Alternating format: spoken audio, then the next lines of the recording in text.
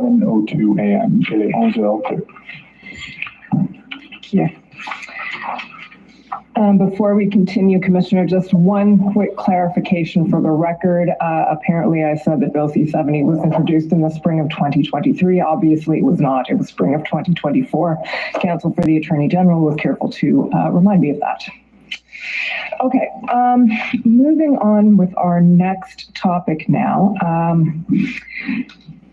Prime Minister, I'd like to ask you about responding to foreign interference in a federal environment. And to do that, I'm going to ask the court registrar to pull up CAN 44456.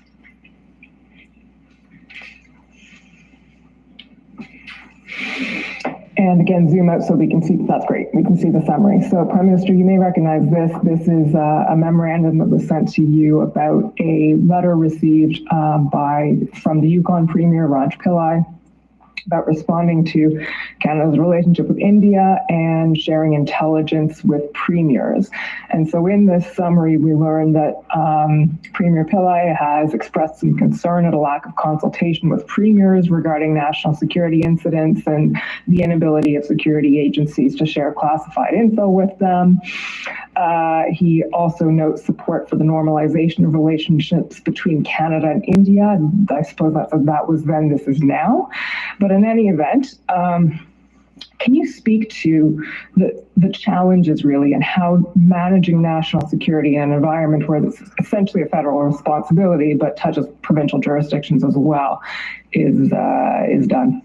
Well, I mean, I think we've seen over the past number of years that attacks on our democratic institutions, attacks on our democracies do not limit themselves simply to federal electoral events or federal parties. Provincial parties, municipal elections even have had have proven to be targets of note for foreign interference as well. So part of what we wanted to do within Bill C-70 was explicitly make it possible for CSIS to grant appropriate security clearances to provincial premiers so that they can actually have a better lens on protecting their institutions and also their citizens, in addition to the work that the federal government does to protect their citizens. Okay. And jurisdictionally, as you mentioned, foreign interference can touch not only subnational governments, but areas that fall within provincial jurisdiction. And how can that be ameliorated, or how can those relationships happen, and what role can the federal government play in that space? Well, I think part of protecting Canada, protecting our institutions, and protecting Canadians and our economy means people who have authority and responsibility over various aspects of our country should be able to be fully informed of the threats and look at what the responses are. You know, one of the classic examples is there's a number of times where we've seen cyber attacks, significant cyber attacks, which are not foreign interference, but significant cyber attacks on provincial institutions, whether it be power grid or hospitals. The federal government has significant and deep expertise in cyber defense and cyber capacity, and it has been only over time that we have been engaged by the provinces to strengthen their defenses, as opposed to having each province build up its own exclusive cyber jurisdiction. It makes more sense to lean on the federal expertise and the federal tools to protect hospitals or whatever, even though they are fully within provincial jurisdiction. So that sort of collaboration between orders of government has been happening for a while in the cyber realm, can and should happen much more in the interference realm. But in order to do that, it'll be important that the appropriate people, premiers in this case, get the security clearances. It shouldn't be the federal government directing, for example, what's going to happen in a municipal or provincial election, that would be not appropriate. And quite frankly, sort of against the Constitution and the structures that we have in place as a federal government, as a federal system. But empowering the Premier to be able to access relevant classified information that impacts upon their structures or institutions or their members and their areas of responsibility is exactly the right kind of principle, and that's something that this government has enabled and will continue to. So we're happy to do that. To go back to even before C-70 was passed, there have been instances in which we have directly brought in provincial premiers on issues that are directly relevant to them, but systemizing it in a much more robust way is what C-70 accomplished. Okay. We can take that down now. Thank you. And for the next part of the question, you can pull up WIT 160. So these questions, Prime Minister, are going to focus around some intelligence regarding MP Michael Chong. And this goes back to, well, let me ask you first, actually. When and how did you first learn of allegations concerning the PRC targeting MP Chong in any way? I learned about them in the media after a criminal leaked that classified information. So we've heard about intelligence products that were circulating in 2021 that spoke to this issue, and I take it from your answer that those never reached you. No. Okay. What was your understanding when you did learn of this in May 2023 then of what the nature of the threat to MP Chong was? Well, obviously, like most Canadians, when I read the accounts in the paper of what the classified information actually was purported to have said, my instant reaction was to turn to my NSIA and officials and say, find out what exactly the threat is, and if it indeed is this, why am I only learning about this in the newspapers, in the media? That was my first reaction. Okay. And if we just zoom out a little bit on this so we can see the discussion that was had in camera about this.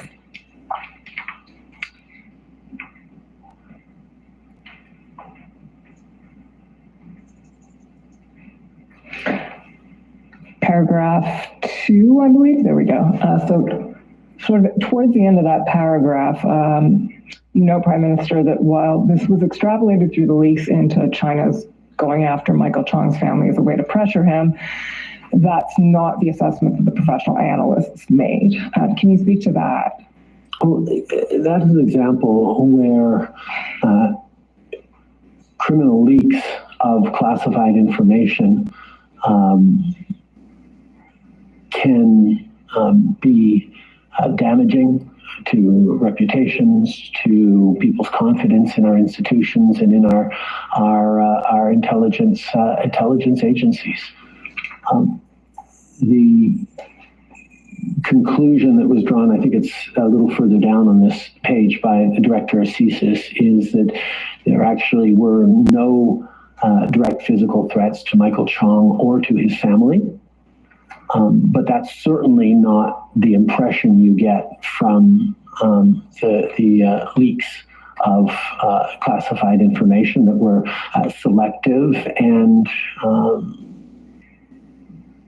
certainly portrayed in a way that looked much more serious than they actually were. This is not to minimize the fact that it is a real issue that China has chosen to single out for particular attention parliamentarians from all different parties that have stood most clearly and strongly against Chinese actions in regards to Uyghurs and in regards to the rights of pro-democracy protesters in Hong Kong or what have you. But the stories that circulated around this, that they were going after Michael Chong's family, are simply not borne out by the actual intelligence or the analysis by intelligence officials. Okay, let me stop you there and just ask the registrar to pull up Can Sum 17, please. So take the witness summary down and put up Can Sum 17. This is a topical summary that was produced by the government for the commission and contains publicly disclosable information on this topic, PRC interest in Michael Chong. So can we zoom out quite a bit so I can see most of this page, please? Thank you. So in the first couple of paragraphs there, what this document says, Prime Minister, is essentially talks about that, the Uyghur motion, and then the PRC having imposed economic sanctions on MP Chong in relation to this. And these sanctions are in keeping with the PRC sanctions regime, which allows not only sanctioning of individuals, but their family members as well. And then you'll see the second paragraph that that option to sanction family members wasn't invoked in the case of MP Chong. Mm-hmm. If we scroll down now, and I think around paragraph 10,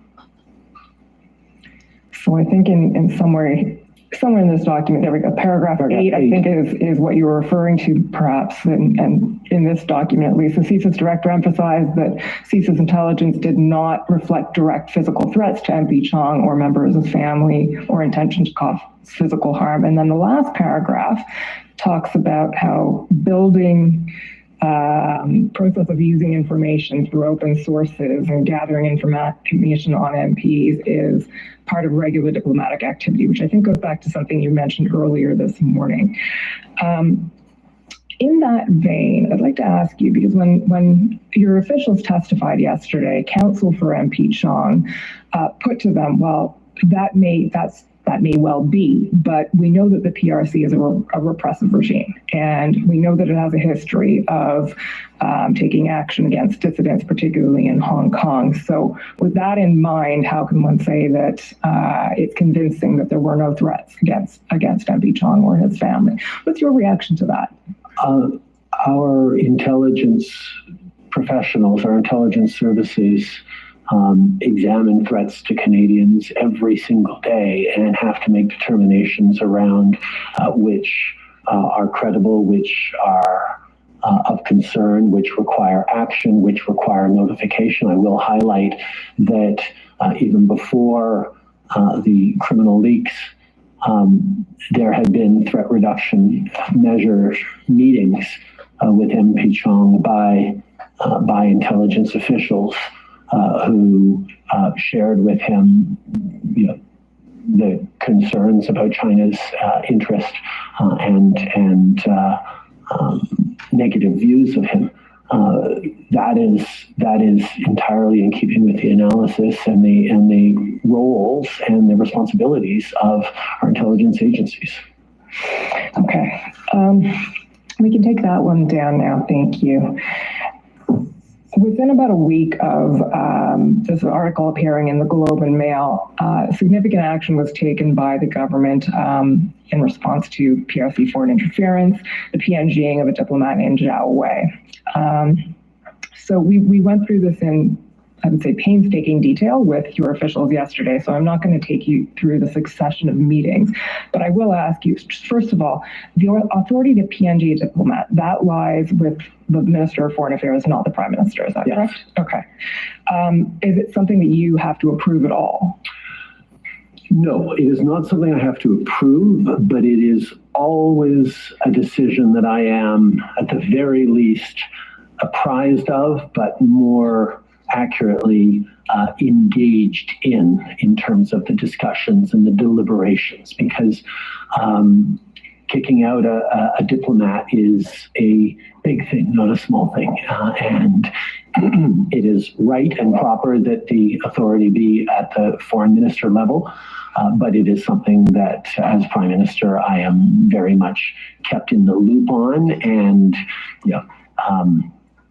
my perspective on that, positive or negative, is certainly taken into account by the foreign minister. What was your understanding of why Zhao Wei was being PNG'd? Three things. First of all, over the past number of years leading up to this, there have been increasing instances of foreign interference by China and increasing moments of Canadian officials informing China directly that their interference activities were unacceptable and needed to stop, needed to decrease, they needed to stop attempting to interfere in Canadians' lives and in our institutions. That perhaps had its most clear moment in the G20 meeting in Indonesia, where I directly informed Premier Xi that he needed to make sure that China ceased interfering into Canada, into Canadian democracy. It wasn't a conversation that went particularly well, but it was a conversation that needed to be had and that we had. However, despite that and many other messages to China, the interference continued and even in some cases increased.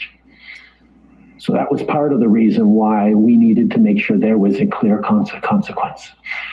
Secondly, as we looked into it, as the allegations around Michael Chong were surfaced publicly, on digging into it with the Foreign Affairs Ministry here in Canada, it was clear that even though in the case of Michael Chong, Zhao Wei was not engaged in interference so much as influence, that is, regular diplomatic collection of information with the goal of sanctioning, for example. So in the case of Michael Chong, not direct interference in the analysis of our intelligence agencies, but in other cases had been involved in interference activities. We realized that was a reason to look at kicking him out of the country, that he was involved and known to be involved in foreign interference, even if it wasn't directly in the case of Michael Chong. And third, the fact that there needed to be consequences for China. He'd been involved in foreign interference activities.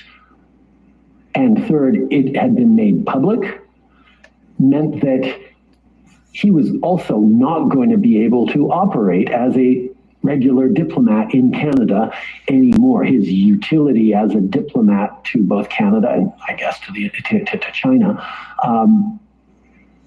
had ended because he was so clearly outed in the media as being a bad actor.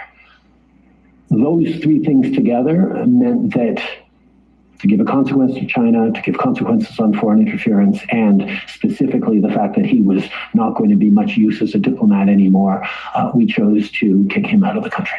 Okay. I'm going to move now. Actually, I think we asked China to remove him from the country first, and when they didn't, we said, okay, well, then we're going to have to kick him out. Okay, so one last chance, and then he was gone. I'll move now to another event that led to the PNGing of a diplomat, this time an Indian diplomat, which is the murder of Hardeep Singh Nijjar. I'll ask the court registrar to pull up WIT 106, please.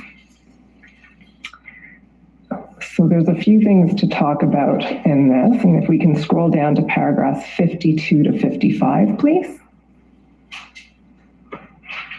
There we go. So the first question I'll ask you to take us through, Prime Minister, is what led to your announcement in the House of Commons in September 2023?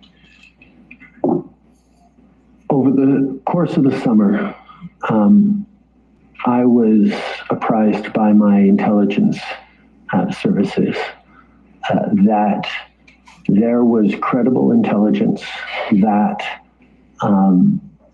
agents of the government of India were involved in the killing of Hardeep Singh Nijjar. This is something that we had actually asked the intelligence agencies to look into, because following the rather high-profile killing months before, the initial assessment was, oh, this was gang-related or criminal-related. There was not an obvious, immediate international nexus to this. And that's how we were briefed after the meeting, after the killing in the days after.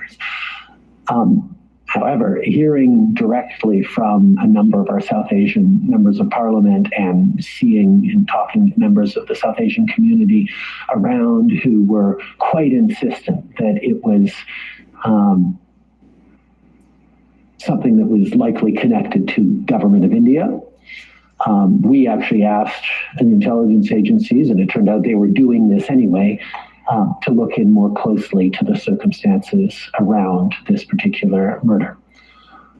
So in late July, early August, I was briefed on the fact that there was intelligence from Canada and possibly from Five Eyes allies that made it fairly clear, incredibly clear, that India was involved in this killing. Agents of the government of India were involved in the killing of a Canadian on Canadian soil.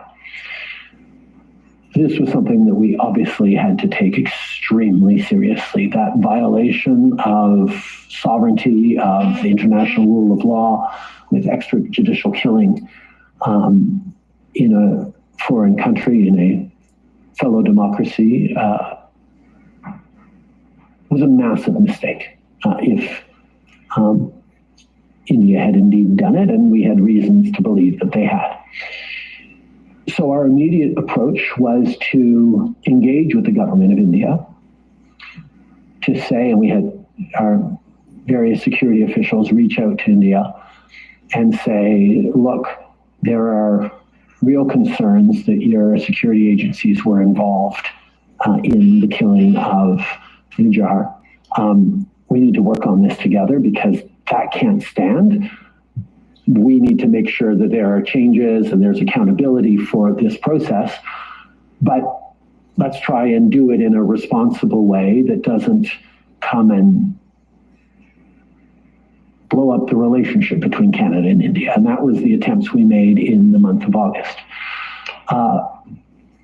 As we approached the end of August and September, the big thing that was happening was India was itself hosting the leader of the summit of the advanced economies of the world, the G20.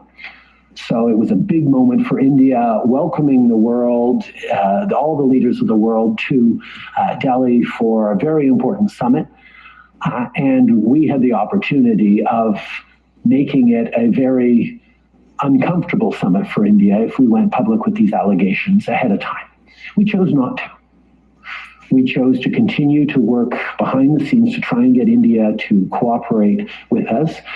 Their asks of us was, well, how much do you know? Give us the evidence you have on this. And our response was, well, it's within your security agencies. You should be looking into how much they know. You should be engaging us. No, tell us what you know. Show us the evidence. And at that point, it was primarily intelligence, not hard evidentiary proof. So we said, well, let's work together and look into your security services and maybe we can get that done. No, we're not doing that. It culminated with a conversation I had with Prime Minister Modi on after the end of the last session at the G20 in Delhi, where I sat down and shared that we knew that they were involved and expressed a real concern around it.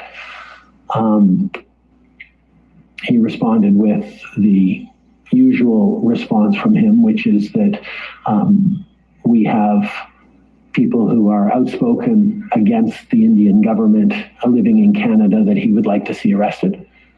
And I tried to explain that freedom of speech and freedom of people who come to our country to be Canadians to criticize governments overseas is, or indeed to criticize the Canadian government, is a fundamental freedom of Canada. But as always, we would work with them on any evidence or any concerns they have around terrorism or incitement to hate or anything that is patently unacceptable in Canada. And we have taken action in the past. We continue to take action, even as I emphasize, and I have emphasized regularly, my position and Canada's position is to defend the territorial integrity of India. One India is official Canadian policy.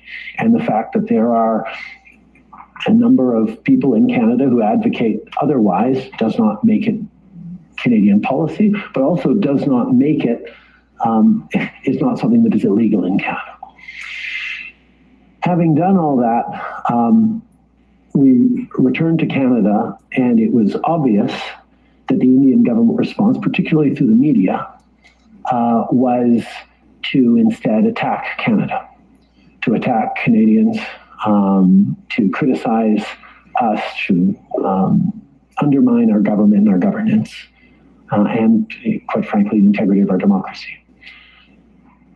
Combined with the fact that as we approached the end of September, it looked like there was going to be media stories detailing some of these allegations that were getting out there.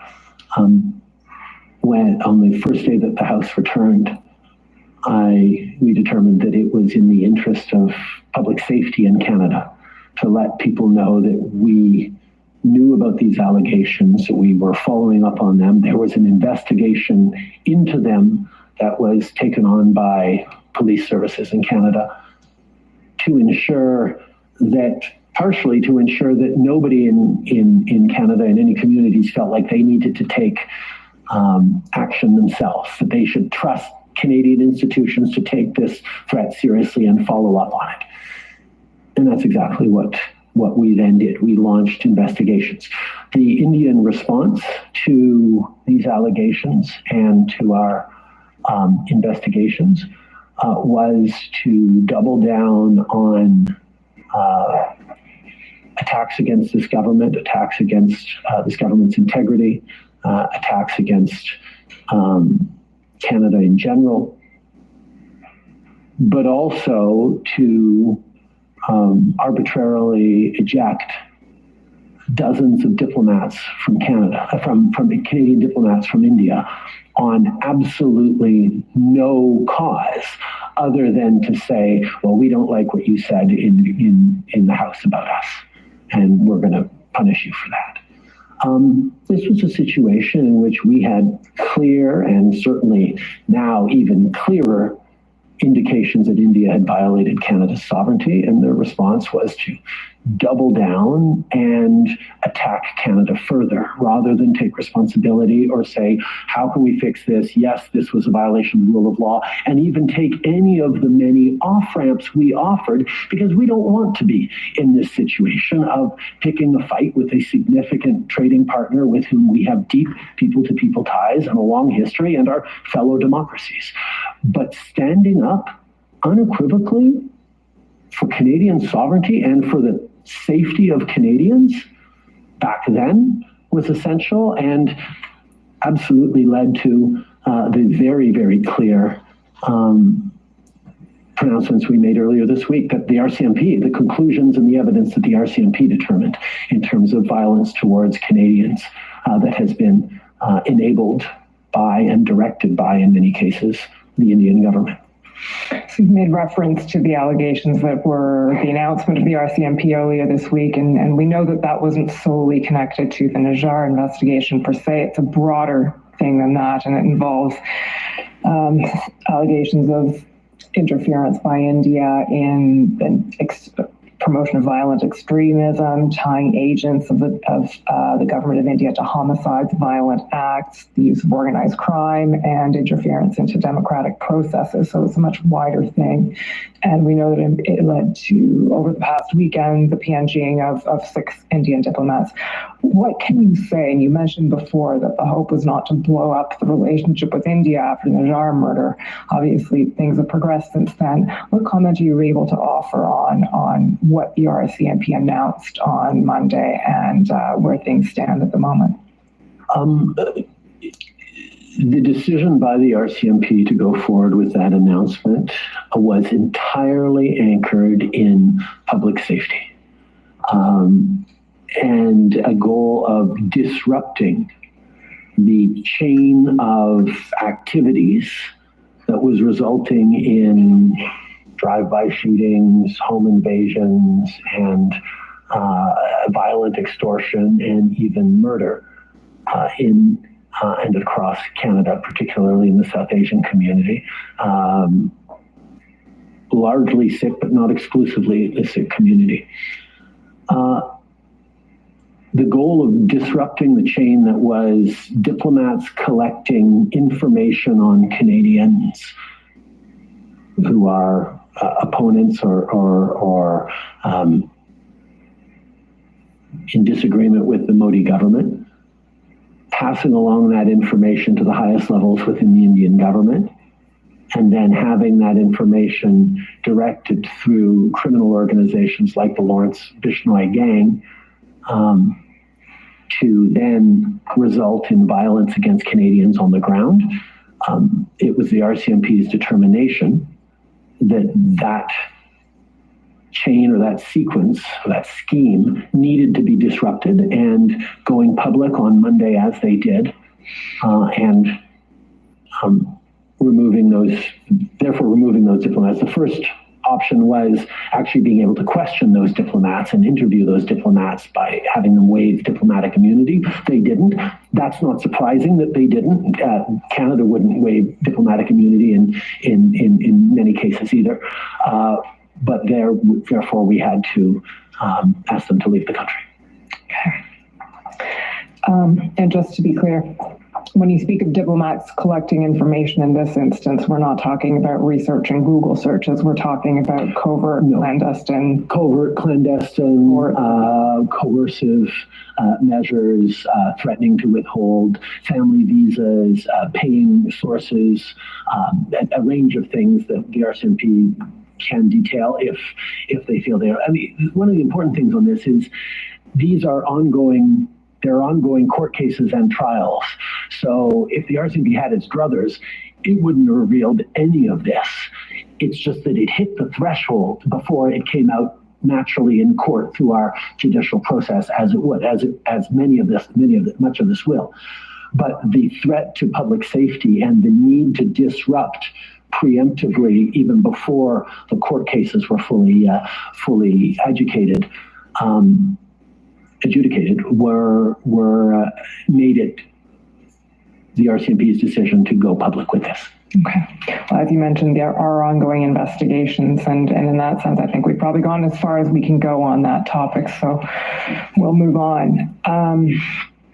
We can take the Nijjar document down now. Going back to the chain of events, I think that we can say followed the May 2023 media leaks and the revelation of the PRC interest in Michael Chong. One thing that we know happened was Minister Mendocino issued a ministerial directive on threats to the security of Canada directed at parliamentarians. And when we spoke about that initiative in camera, you expressed some ambivalence towards the policy. And I'm wondering if you can tell us about that. I have very little doubt that had there been genuine threats, or there had been direct threats to Michael Chong or his family, that information would have been elevated to at least the Minister of Public Safety, if not directly to my office on threats to a parliamentarian. But in the messiness of having a criminal leak erroneous information to the media and the attention and worries that ensued, I asked Minister Mendicino to put out a clear directive that said if there's any threats to parliamentarians or their families, that should be automatically elevated, regardless of whether they are credible or single source or reliable or unreliable or not. We need to elevate the attention that is given to parliamentarians' safety.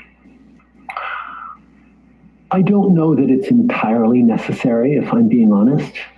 I have confidence that if there is a threat to a parliamentarian, CSIS and our NSIA and our security apparatus would take it very seriously and make sure there was awareness and follow up on it. But in the moment, and to show Canadians how seriously we were taking this very serious issue, emitting this directive that said, yes, explicitly you have to do it, was a responsible step. I prefer to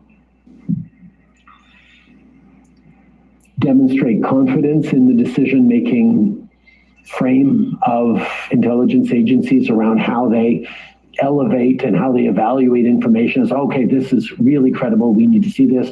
This is not so credible, but let's let the local police of jurisdiction or let the RCMP know about this, or like they make determinations around where information should go and what should be done with it every day, all the time, on a whole bunch of different information. And being overly prescriptive is not the ideal way of doing things. But in this case, I think it was a fine thing to do. Okay, that's fair. The next question I want to ask you about then is providing classified information to about foreign interference, of course, to party leaders, leaders of political parties or cleared representatives of political parties, as the case may be. The first question I'll ask is fairly general, but when you as a party leader receive information about potential foreign interference happening within your own party, what can you do about it? What are the options available to you in such a scenario? Well, there are many things I can do. If it comes early enough in the process, I can simply disallow a candidate from running for a nomination or to be a candidate in my political party. And a party leader, all party leaders have ultimate discretion because Elections Canada requires that the party leader signs off on every single one of the 338 candidates they can run across the country in an election. And withholding that signature from a particular candidate is one of the core responsibilities, or that signature is a core responsibility and powers of a party leader. And it happens at an early enough stage that if someone expresses even publicly that they want to run for the party and don't end up running for the party, there's not necessarily a scandal around them not running. There could be some sour grapes. There could be, I just had to decide to stick with, family was more important or anything. It's all sorts of face-saving ways in which if a leader quietly says, no, there have been concerns raised, you're not going to be able to run for us, but we don't need to talk about it publicly, you can go back to your life. That is a very effective way of having things done that don't require revealing of any classified information, but is based on intelligence that a leader can get. Once someone's an actual MP, a party leader cannot fire an MP. MPs were elected by Canadians. All a party leader can do is, at the largest level, remove them from their party caucus, have them sit as an independent, something that I've done many times for a range of different reasons around sexual misconduct or other things. That's the biggest tool a party leader has. But there's also other tools. If there is an allegation around,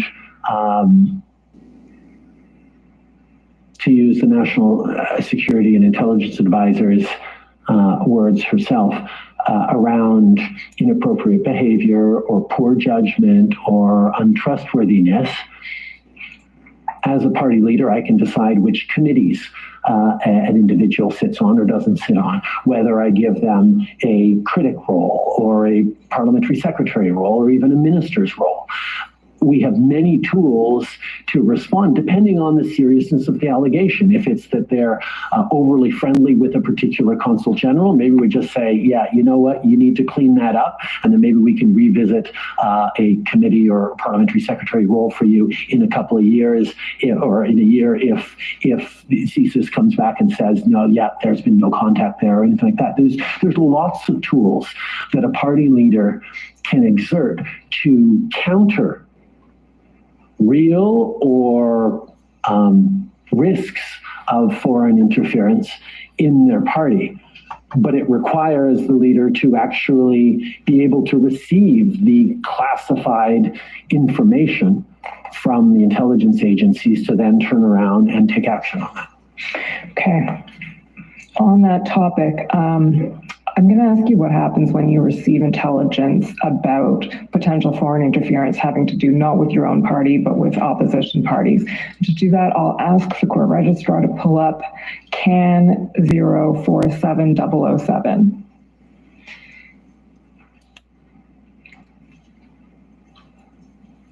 So we'll just go through the document to situate us a little bit, and then I'll ask you to pull up a different one. So Prime Minister, this is a memo for you from your NSIA in May 2024. You'll see what it says at the beginning of that summary is intelligence details alleged foreign interference activities in Canada directed at opposition parties.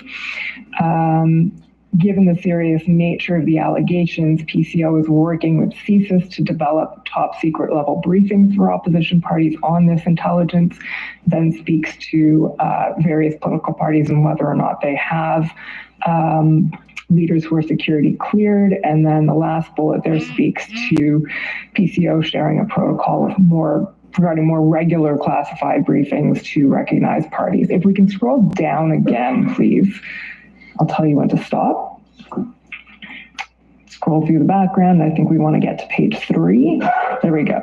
PCO comment there. So PCO notes that the informing the party leaders could allow them to identify the issues, take any necessary action, and then says an ad hoc approach of sharing intelligence is not ideal, and we should maybe think about doing something more systematic. So if we can take that document down now and put up WIT 164, paragraph 25. This is the publicly disclosable version of the conversation that was had in camera about this. So I'd like it up as a reference point. And I'll just ask you, Prime Minister, to take us through from your recollection what happened here, what the situation was, and what was done about it. In paragraph 26, you mean? Yes. Yeah. I received what I characterize here as explosive, certainly extremely alarming information around foreign interference into a particular political party. And I directed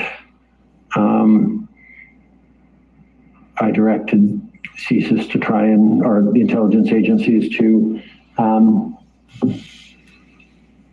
try and ensure that the opposition parties had the tools to respond to these allegations, or had at least the information that would allow them to do this.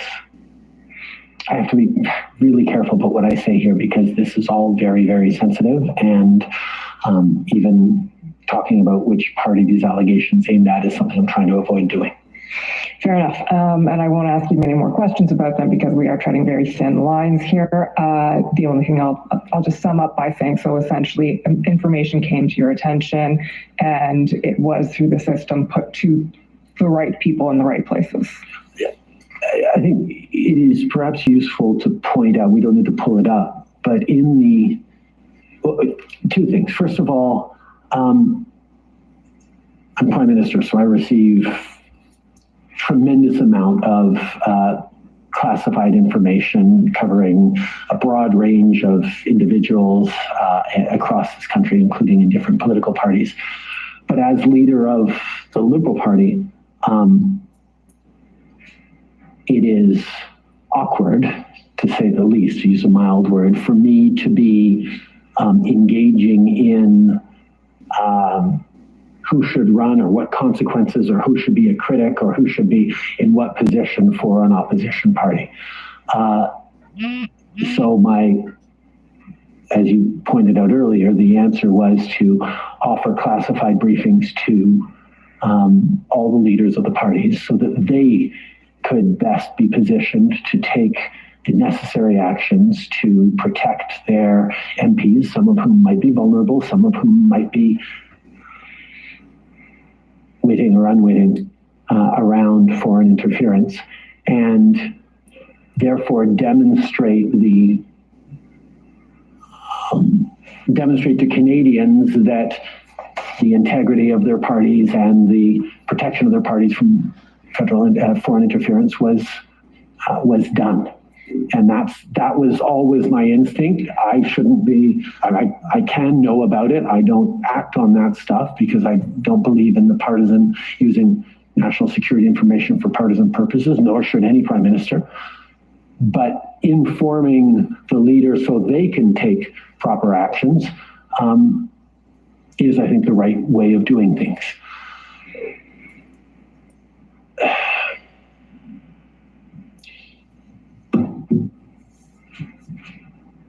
Stepping away from this specific example, because I don't want to weigh into this take it down. Example.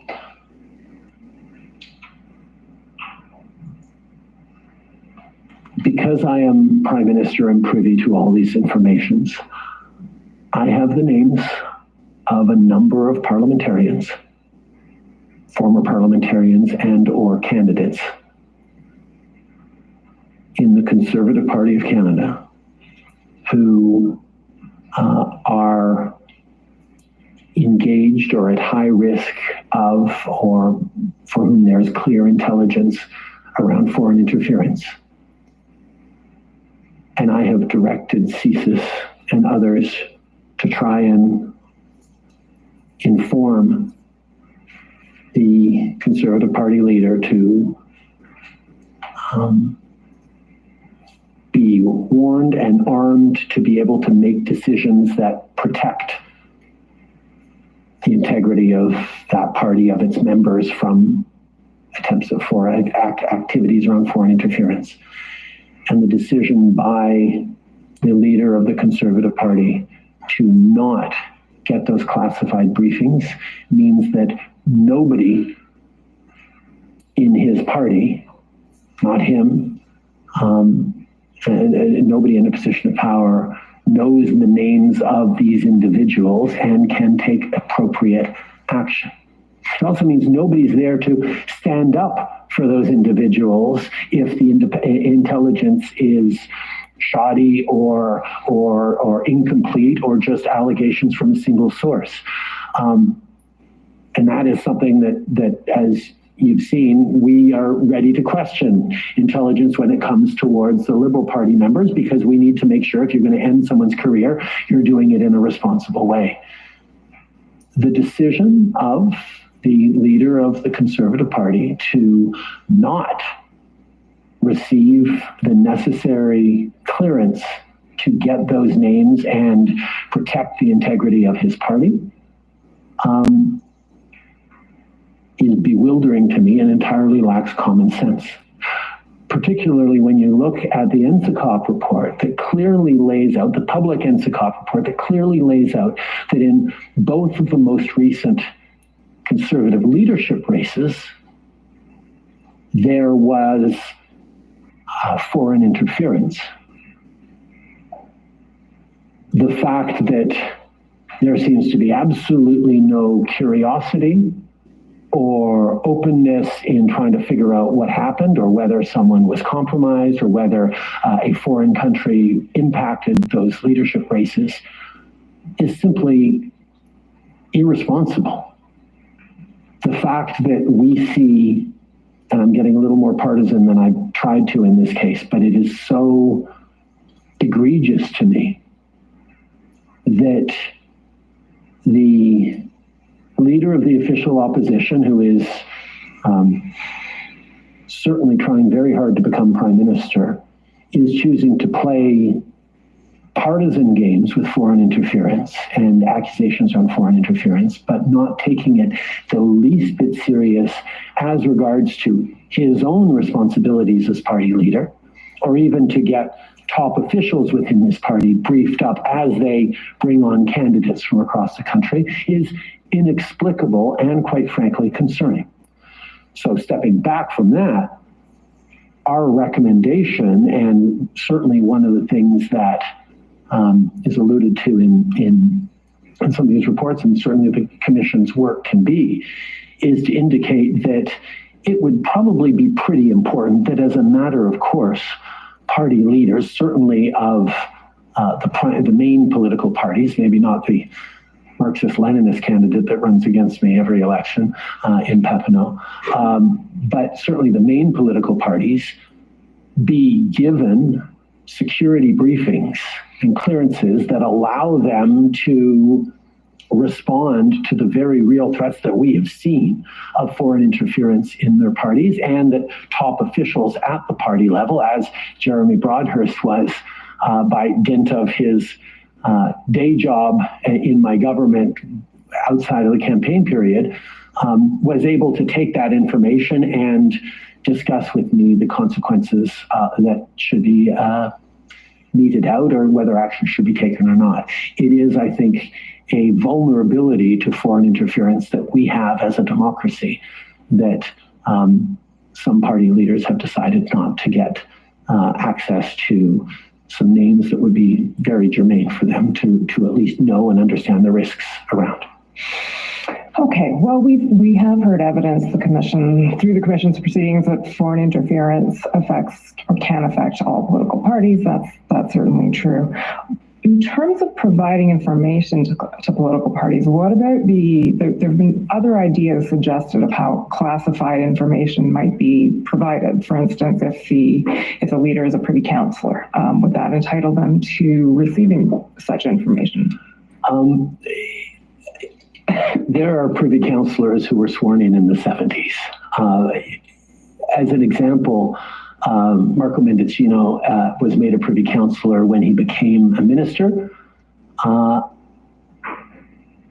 now that he is no longer a minister, in order to appear before this commission and to deal with documents that he himself had generated and worked with as minister, he needed to get security cleared once again. There is a perception around this town that being a privy councillor allows for a higher degree of security clearance or access to documents than not being a privy councillor is. That's simply not true in concrete terms. Ministers have access to secure documents by dint of their roles as ministers and go through a vetting process that clears them for that before they are appointed ministers.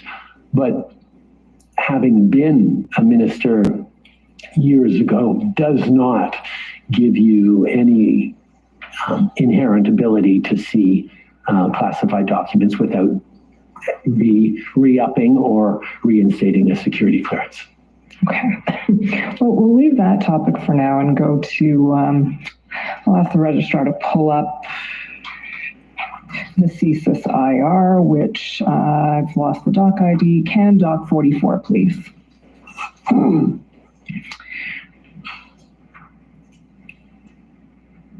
So, Prime Minister, this is the questions I want to ask you around this are about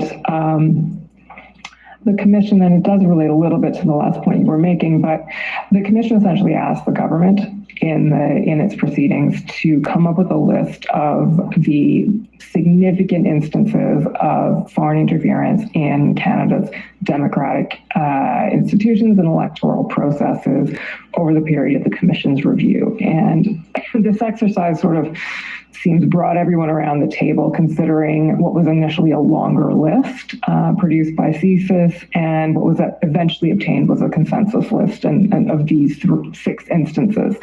Many of the incidents that we've heard about over the Commission's proceedings are actually not on this list, but there are 6 that are there. So the first thing I'll ask you is specific, and then I'll actually go to some more general ones. But in terms of being informed about instances as a party leader, on the second bullet there on that list reads, reporting indicates that a foreign government undertook several actions, including interference, to reduce the likelihood of a specific Liberal candidate from being elected federally.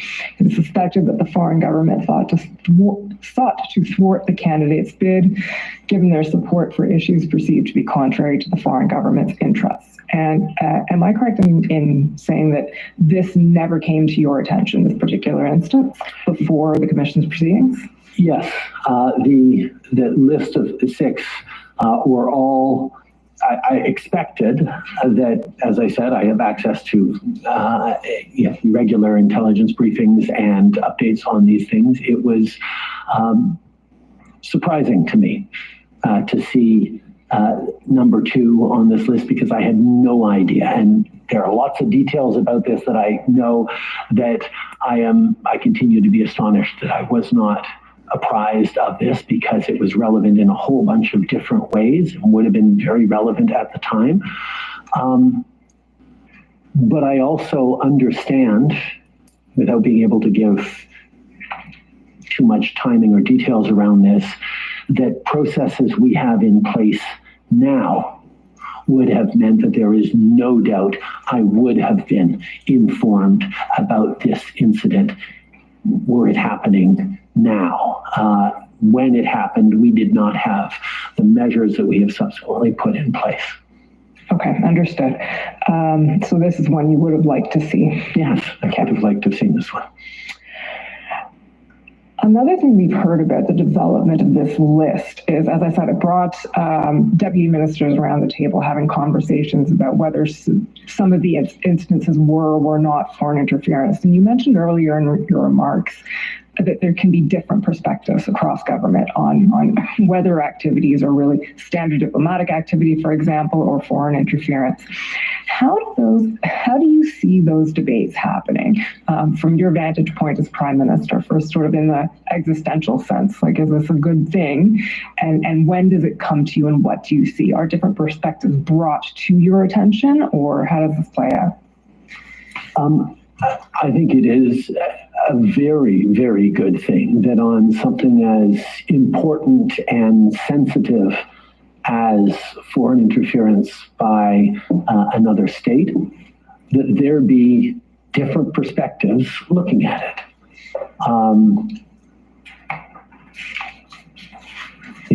As I said, our diplomats in the United States were very alert to, which members of Congress or which governors might be helpful in making a case for a more successful NAFTA renegotiations than others. And that involved a lot of sort of conversations and looking into voting records and, quiet lunches by diplomats in place, and that gathering information on foreign parliamentarians is a core part of diplomacy. And that can be foreign influence, which is something that diplomats are actually hired to do and is a primary job around the country, make sure that the government of the country that you're in representing Canada looks favorably upon Canada. Without crossing into interference.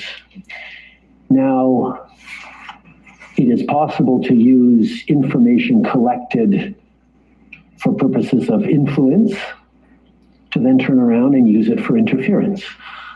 If a diplomat were to collect the home address of a particular parliamentarian to be able to send them a personal note or a Christmas card that didn't go through the office. That would seem, okay, I'm trying to influence them, make them friendly. That's the work of diplomacy. If that foreign address, that home address was then used to organize a massive intimidation protest in the street in front of that person, paid for by a foreign country, that would be foreign interference, or that would be much more serious. So there is a bit of a continuum on this, and having discussions between Global Affairs Canada diplomats and intelligence agencies and spies and on the push-pull of what is appropriate, what is inappropriate, what is problematic, is more of an art than a science. I mean, it can involve intent, it can involve whether it's a friendly country doing it or an unfriendly country doing it, why they're doing it, what preoccupations there are. There is nuance that is not just across departments, but even within departments. You can have different people within global affairs having a different perspective on that. And all those debates and discussions, I think, are a strength of our system that allow us to come to much more thoughtful answers or measures to take in complex and perhaps delicate situations. So,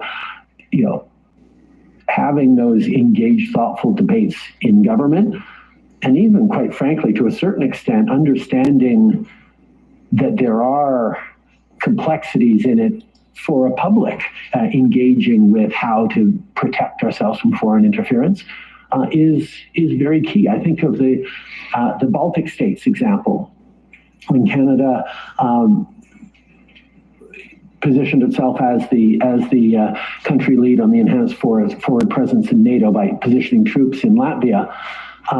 One of the things that we learned about very quickly was the incredibly robust system that citizens in Latvia had to detect and deter and render ineffective Russian disinformation. Because Russia is constantly flooding the zone in the Baltic states. And they have a very sophisticated and attentive population in knowing that this piece of information is just Russian propaganda or disinformation, that I think Canada is moving towards, but we are not as far forward as some other countries may be in terms of detecting misinformation and disinformation from hostile state actors. So when these different perspectives may exist in government, do your officials make you aware of them so that you know that maybe CSIS has a different view on something from GAC? Yes. Does this come to your attention? Yes, okay. Absolutely. Either actually in person by watching the director of CSIS and the deputy minister of foreign affairs, have a conversation back and forth about a particular thing, or it is obvious in the briefings come to me where it says CSIS will leans on this way, but the diplomats say that this might be it, and at the same time, the clerk's decision is this. One of the reasons that I've said I prefer to have active, engaged discussions around intelligence is it allows us to challenge and bring together those different points of view and different perspectives to get a better picture than simply one document that perhaps summarizes different elements, but is written by one person in one department and not another. Madam Commissioner, I see that I'm out of time, but I have still two topics to tackle with the Prime Minister, if you allow me. Yes, go ahead. To the next, I do have a couple of more questions to ask you. The next one is on a different topic now. It's something that we spoke about at great length in camera. So I think we'll have the Reader's Digest of this conversation today, but the vulnerability of political party processes to foreign interference that has been raised à maintes fois in the Commission's proceedings. We know that Elections Canada will soon be making some suggestions or recommendations as to things that might be done to ameliorate this situation. Can you give us your viewpoint on the idea of increased oversight or increased regulation of internal political party processes for the purpose of dissuading foreign interference?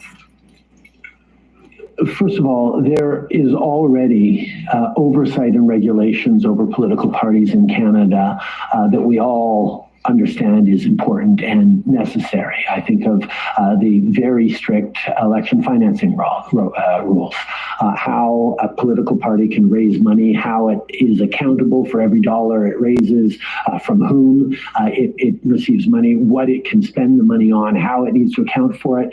That's a really important principle that applies to all political parties and is sort of foundational for our democracy. So the idea that in our democracy we should regulate political parties is well established, that yes, there are many things in which it's important to uphold the freedom and openness of our democracy, that we regulate political parties. In C70, we actually indicate with greater clarity and legislate around foreign interference in political parties as being illegal. I mean, these are things that, yes, there are certainly things that governments and our democracy should do to ensure the accountability and responsibility of political parties. However, when we get into the issue of determining how a political party picks its candidates, or who gets to be the ultimate decision maker in a political party, or how to structure a political party internally, or how to run its nominations, we get into an area that I think one needs to tread very, very carefully. One of the things we see first in authoritarian countries like Venezuela, to use an extreme example, is the government regulating what opposition parties can do or say, or how they can organize themselves, or how they fund their fundraise.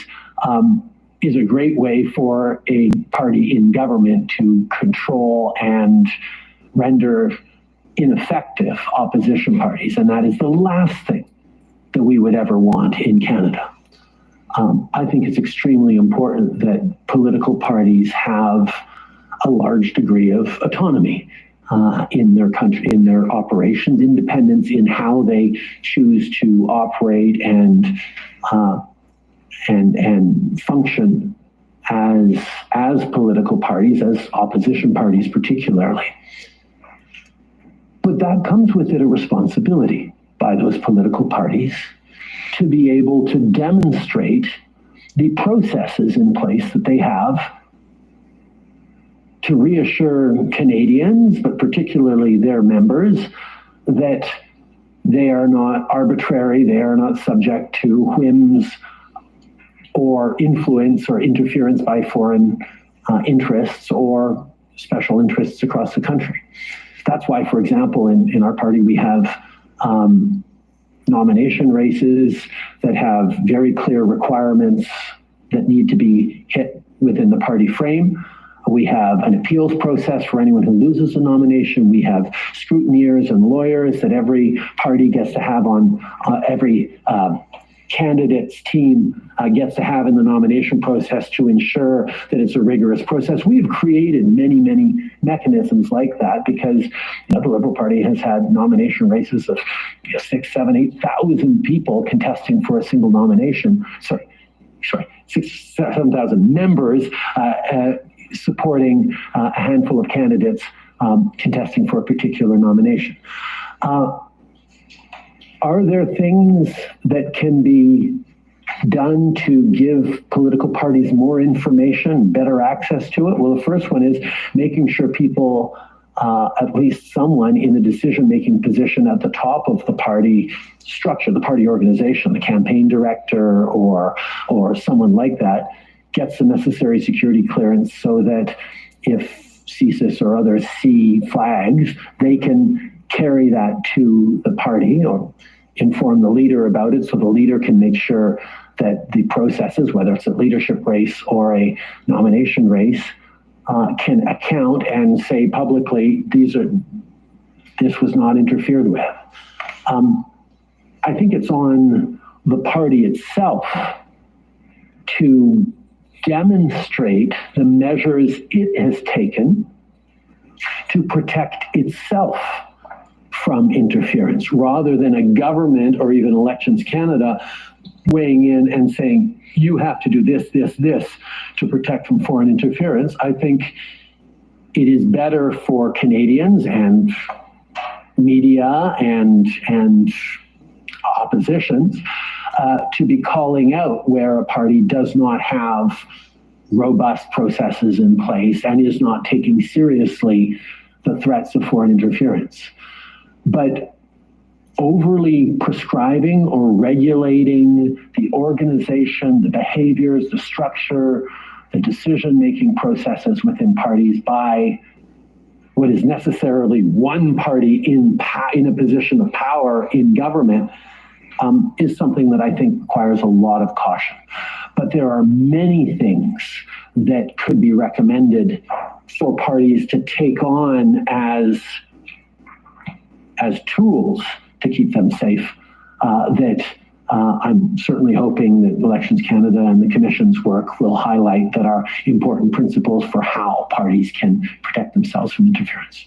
Okay. Moving now to a topic that you've raised on a couple of occasions already in your remarks, but not completely directly, is the classified NSICOP report. So, as you may know, the Commission was charged with looking into the NSICOP report and has done so. And we've heard some evidence over that process. I'll just highlight a couple of things that came out from that process and that investigation. One of them is some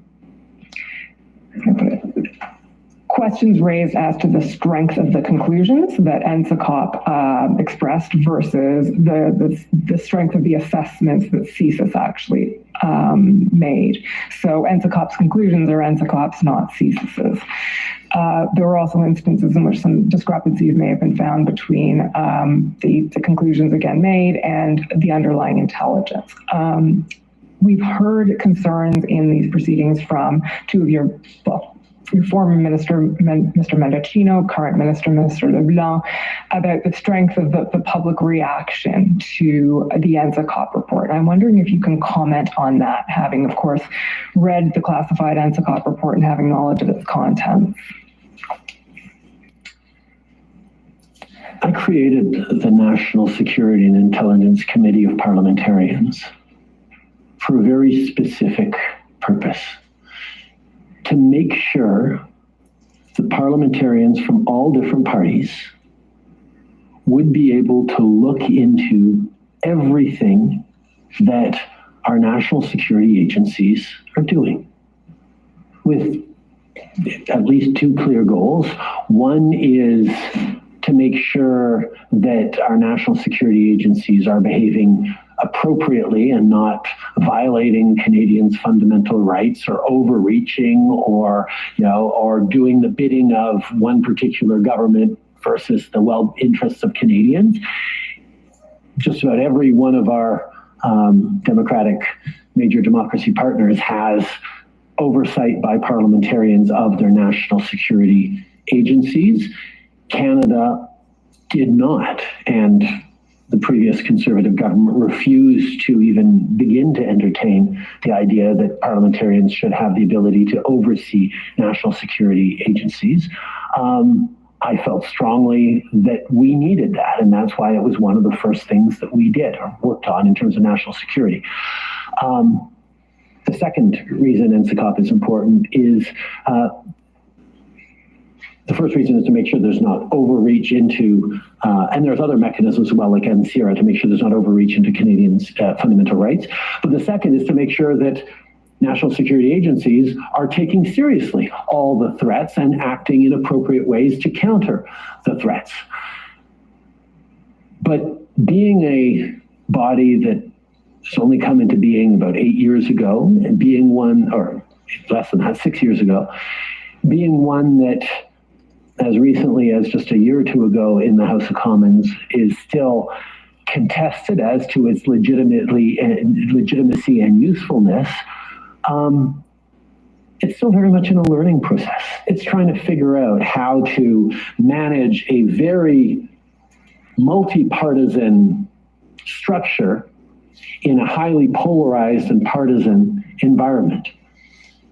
When it comes to something like foreign interference, that is such a contentious and worrisome topic that you can imagine that any pronouncement that gets out, whether it's a criminal leaking information to the newspaper or NSICOP, putting out a report, or this commission's televised hearings, is generating a lot of interest.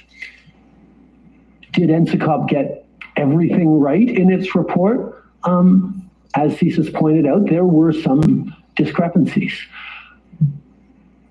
But I don't think that's automatically a bad thing.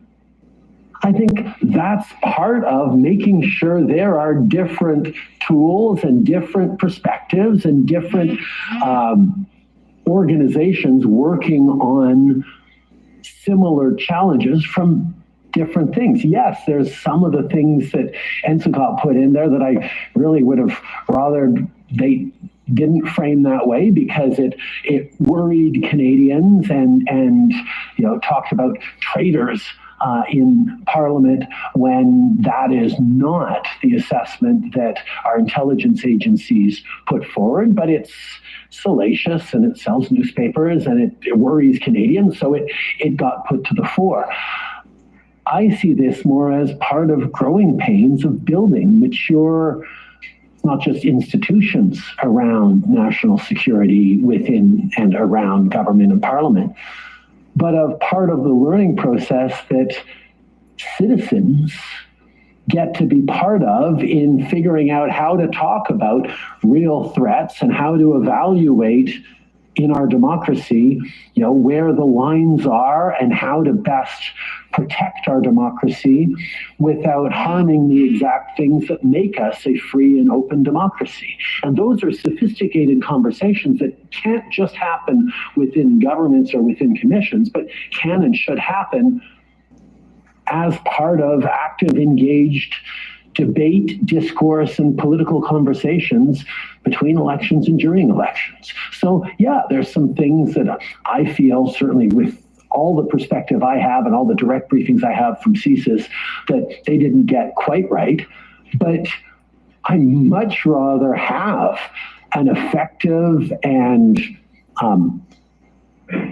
confident NSICOP committee that goes forth and draws its conclusions and says things that we will all learn to say, okay, yep, they got this right. They maybe were off a little bit on this, but this helps us advance this understanding. And CSIS was able to come out and correct the record on this. And some of the things that NSICOP talked about, CSIS had actually made a little bit of a mistake. And that was where NSICOP's report was. So that's thoughtful as well. So for me, it's all part of a system that is robust and serious. But because we're in a open, free democracy that stands up for everyone's rights, that is working hard to get it right, but that we don't always need to expect perfection from.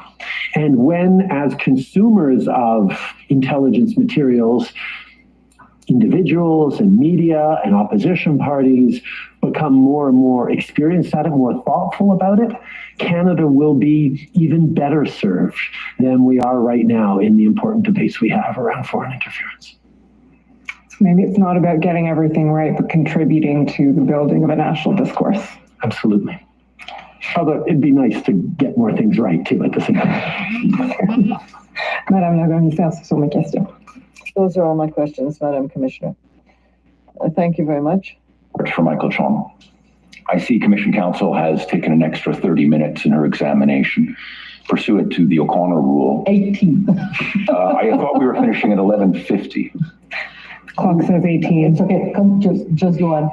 Okay, well, we'll figure out exactly how much extra, but pursuant to the O'Connor rule that governs in this proceeding, that extra time should be allocated to the parties for their cross to ensure that Commission Council's time and the parties' time is equal. So I'm asking that we be given that extra time. We'll have to figure out between ourselves how to allocate it, but I wanted to bring that to your attention straight away. Okay, let me look into this issue at lunchtime, but we'll let you know through an email. Part 3's coming back there, everybody. Be right back. Commissioner.